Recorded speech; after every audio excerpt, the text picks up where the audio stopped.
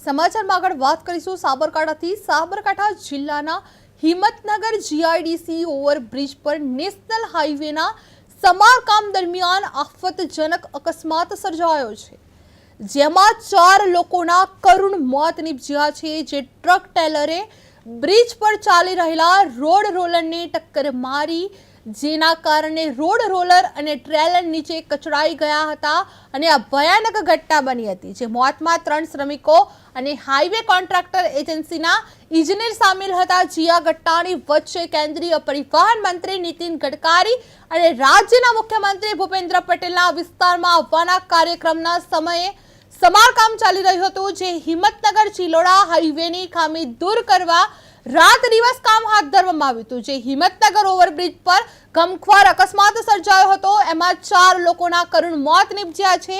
જે truck ટ્રેલરે road રોલરને ટક્કર મારી અને 3 શ્રમિકો અને ઇજનેરનું મૃત્યુ થયું છે। જે નેશનલ હાઈવે પર સમારકામ ચાલી રહ્યું હતું અને હાઈવે ક્ષતિઓ દૂર કરવા કામ ચાલુ કરવામાં આવ્યું હતું।